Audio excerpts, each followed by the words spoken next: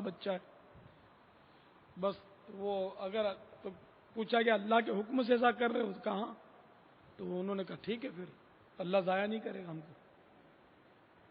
تو آخر انہوں نے اللہ تعالیٰ کی مرضی پر چھوٹے سے بچے کے ساتھ تنہا ادھر بے آب و گیا میدان میں رہنا پسند کیا، اور اسی سے پھر وہاں مکہ آباد ہوا۔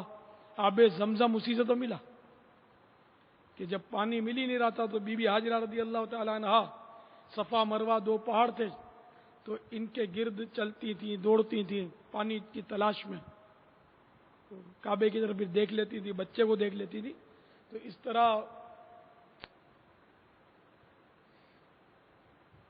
اچانک دیکھا کہ وہ پانی نظر آیا اور وہ بھی بچے کے قدموں کے پاس، دوڑ کر جب تشریف لائیں تو دیکھا کہ بچے کی ایڑیوں کی رگڑ سے پانی کا چشمہ پھوٹا تھا۔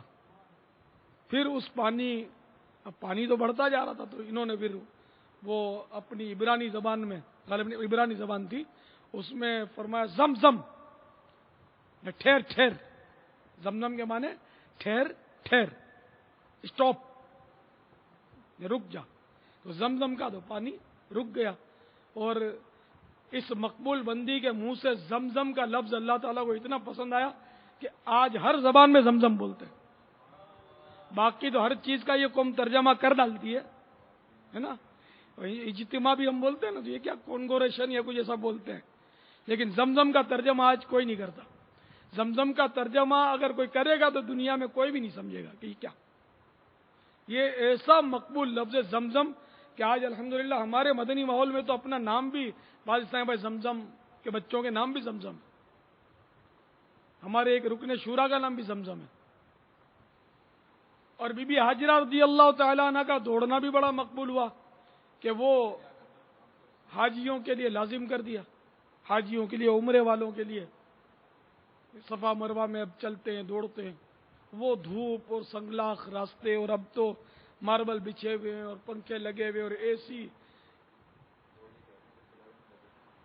وہ ایئر کولر تھے میرا خیال ہے، اے سی نہیں تھے ان دنوں، اب ہو سکتا ہے اے سی بھی لگ گئے ہوں، تو بڑا ٹھنڈا ٹھنڈا ماحول ہے، اور اس میں ہم لوگ صحیح کریں تو تھک جاتے ہیں۔ بی بی حاجرہ رضی اللہ عنہ نے کیسے کی؟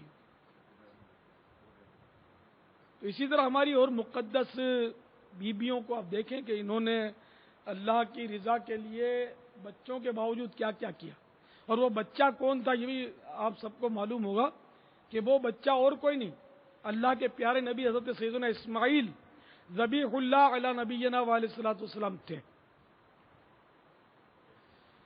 تو اس لیے وہ اسلامی بہنیں بچے چھوٹے ہوں اس کے باوجود دین کا کام کر سکتی ہیں، اسلامی بھائی بھی بچے ہوں اس کے باوجود دین کا کام کر سکتے ہیں، کیونکہ اگر یہ اس طرح کہتی ہیں تو اسلامی بھائی بھی اس طرح جواب دیتے ہیں کہ یار ہم کو بال بچوں کا پیٹ پالنا ہوتا ہے، تو بچوں کا پیٹ پالنا عبادت ہے، تو ہم تو آپ کے اجتماع میں نہیں آ سکتے، ہم آپ کے قافلے میں سفر نہیں کر سکتے، اس طرح مطلب جوابات عام طور پہ اسلامی بھائی بھی دیتے ہیں، پیچھے یہ بھی نہیں ہے۔ تو بچوں کی آڑ میں ایسا لگتا ہے کہ مطلب بعض تو جان ہی چھڑاتے ہوں گے، تو ایسا نہیں ہے، بچے چھوٹے چھوٹے ہوں تب بھی دین کا کام کرنے والی ہو یا کرنے والا ہو تو وہ کر گزرتا ہے۔ میرے بھی چھوٹے چھوٹے بچے تھے، میں بھی گھر کا سرپرست تھا، لیکن میں گھر پر جاتا ہی کم تھا، فیضان سنت لکھنے کے لیے 3 سال میں گھر سے باہر رہا ہوں، بس کبھی کبھی چکر لگاتا رہتا تھا گھر میں، لیکن کافی دور دور رہا ہوں میں، اور میرا سرپرست بھی گھر میں کوئی میں ہی سرپرست ہوں، اب بھی ہوں، تھا بھی ایک زمانے سے، میں دعوت اسلامی جب سے بنی تب سے میں سرپرست ہی ہوں اپنے گھر کا۔ تو گھر کی اگر ترکیب ہو نا، گھر والے مطمئن ہو، ہاں گھر والوں پر ظلم نہیں ہونا چاہیے اور ان کی نافرمانیاں نہیں ہونی چاہیے، تو اپنی سستی کی وجہ سے دین کا کام نہ چھوڑے۔ بعض اسلامی بہنیں اپنے چھوٹے بچے ہونے کے باوجود حج پر جاتی ہیں، تو کسی نہ کسی کے حوالے اپنے بچے کر کے ہی جاتی ہوں گی، عمرے پر جاتی ہیں تب بھی اپنے چھوٹے بچے کسی کے حوالے کر کے جاتی ہوں گی، دوسرے شہروں میں بعض اوقات شادیوں میں یا تقریبوں میں بھی ایسا ہوتا ہے کہ بچے نہیں لے جا پاتی تو دوسروں کے حوالے کر کے جاتی ہیں۔ تو اسی طرح مدنی کاموں میں بھی گھر والے تعاون کریں تو ترکیب ممکن تو ہے. یہ تو اب آپ کو بہت آسانی ہو گئی ہے، ورنہ پہلے کے دور میں، شروع کے دور میں، میرے آقا صلی اللہ تعالی علیہ وآلہ وسلم کے دور میں تو صحابیات جو تھیں وہ جماعت سے نماز بھی مسجدوں میں پڑھتی تھی. پھر بعد میں ممانعت ہو گئی صحابہ کرام علیہ رضوان کے دور میں، اور جب حالات بدلنے لگے وہ آہستہ آہستہ ممانعت اور مضبوط ہو گئی، اور اب عورتوں کو با جماعت نماز پڑھنے کی اجازت نہیں ہے مسجدوں میں. مسجد ہو یا کہیں بھی ہو، جماعت سے ان کو پڑھنے کی اجازت نہیں. لیکن میں شروع کی بات کر رہا ہوں، تو ان کے بھی بچے ہوتے تھے، 5 ٹائم نماز کی حاضریاں بھی دیتی تھی. تو اسلامی بہنوں کو بھی چاہیے کہ وہ بچوں کے باوجود وہ مدنی کام سر انجام دیں، اور اس حدیث پاک کو پیش نظر رکھیں. افضل الاعمال احمزها، افضل ترین عمل وہ ہے جس میں زحمت زیادہ ہو. دوسرے نمبر پر اسلامی بہنیں عطیات کر سکتی ہیں، بالکل کر سکتی ہیں. اپنے بچوں کے ابو کو ترغیب دے سکتی ہیں کہ وہ زکوٰۃ، فطرہ، ڈونیشن، یہ صدقات نافلہ یعنی ڈونیشن وغیرہ دعوت اسلامی کو دیں. اپنی اور سہیلیوں کو نیز رشتہ داروں کو آمادہ کر سکتی ہیں کہ وہ بھی مدنی عطیات جو دعوت اسلامی کو دیں.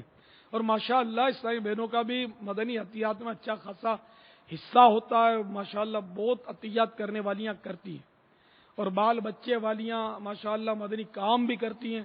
ہماری ذمہ دارائیں جو ہیں، بڑی بڑی ذمہ دارائیں، وہ بھی بال بچے والیاں ہوتی ہیں، وہ بھی کام کرتی ہیں، مدنی کام کرتی ہیں. بال بچے الحمدللہ ان کو مدنی کام میں مانع نہیں ہوتے، نہ ان کو مدنی عطیات کرنے میں بال بچے رکاوٹ بنتے ہیں.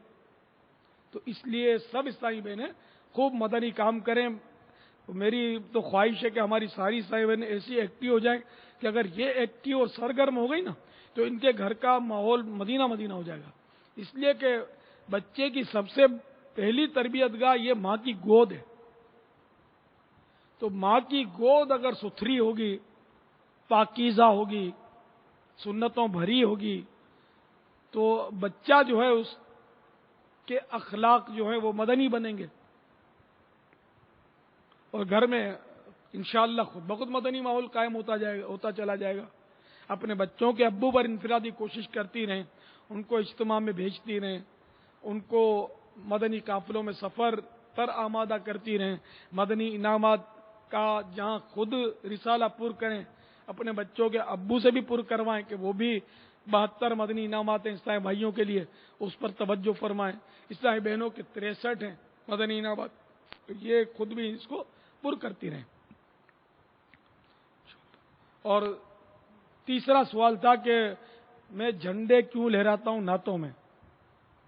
تو مجھے دراصل سرکار صلی اللہ تعالی علیہ وآلہ وسلم سے بہت محبت ہے، اور آج سے نہیں ہے، بہت زمانے سے. الحمدللہ جب سے شعور آیا مجھے آقا بہت اچھے لگتے ہیں صلی اللہ تعالی علیہ وآلہ وسلم.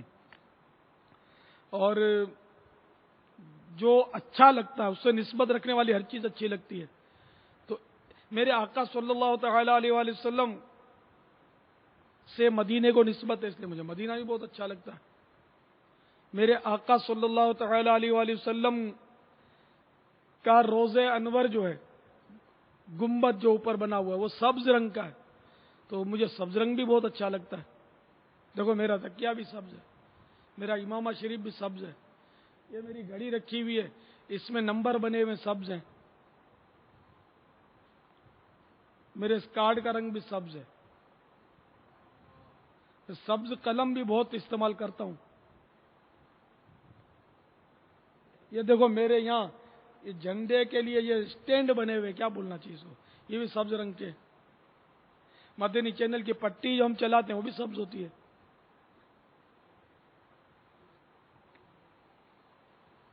سبز رنگ مجھے اچھا لگتا ہے، اور سبز رنگ پر پاؤں رکھنا مجھے پسند نہیں ہے. سبز گھاس جو نہیں باغیچوں میں بچھی ہوتی ہے، ان پر میں چہل پہل کرنے سے کتراتا ہوں. کبھی سبز کارپیٹ بچھاؤ تو میرے لیے بڑی آزمائش ہوتی ہے کہ اس پر پاؤں رکھ کر